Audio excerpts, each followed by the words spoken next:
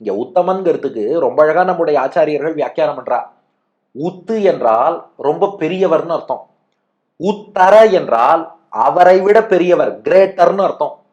உத்தம என்று சொல்லிட்டா the greatest, ரொம்ப ரொம்ப உயர்ந்தவர்னு அர்த்தம்.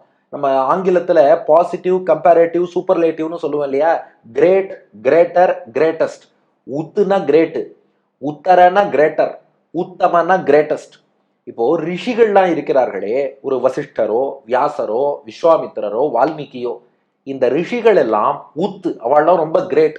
ஏன்னா தங்களுடைய தவத்தின் மூலமாக பகவானை அவர்கள் அறிந்து கொண்டார்கள். தங்கள் தவத்தால் பகவானை அறிந்து கொண்ட ரிஷிகள்ங்கிறவா உத்து, கிரேட். இன்னொரு பக்கம் நம்முடைய ஆழ்வார்கள்.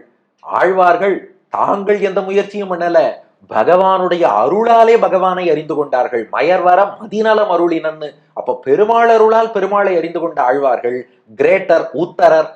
ஆனா ராமானுஜரும் அவர் வழியில வந்த ஆச்சாரியர்கள் இருக்காளே, உத்தமர்கள், தி கிரேட்டஸ்ட். ஏன்னா இவர்கள் எப்படி பெருமாளை அறிஞ்சினான்னா அந்த ஆழ்வார்கள் அருளாலே பெருமாளை அறிந்து கொண்டார்கள். அப்போ தங்கள் முயற்சியால் பெருமாளை அறிந்து கொண்ட ரிஷிகள் கிரேட்டு, பெருமாளருளால் பெருமாளை அறிந்து கொண்ட ஆழ்வார்கள் கிரேட்டர், ஆழ்வார்கள் அருளை பெற்று பெருமாளை அறிந்து கொண்ட ராமானுஜர் தி கிரேட்டஸ்ட். அதனாலதான் உத்தமன், உத்தரன், உத்தமன் கொள்ளும் உத்தமனை நற்றவர் போற்றும் இராமானுசனை. அடுத்து மேற்கொண்டு குறிப்பிடுகிறார் ராமானுஜரை பற்றி.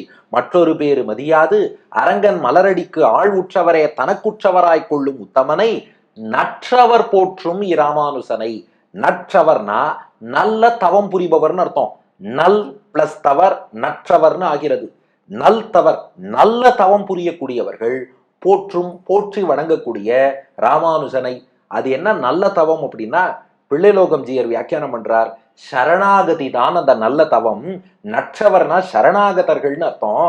நற்றவர் போற்றும் ராமானுஜன்னா சரணாகதர்களால் போற்றப்படக்கூடிய ராமானுஜன் அர்த்தம். அது எப்படி சரணாகதிக்கு நல்ல தவம்னு பேரான்னா வேதத்திலேயே சொல்லப்பட்டிருக்கு இந்த விஷயம்.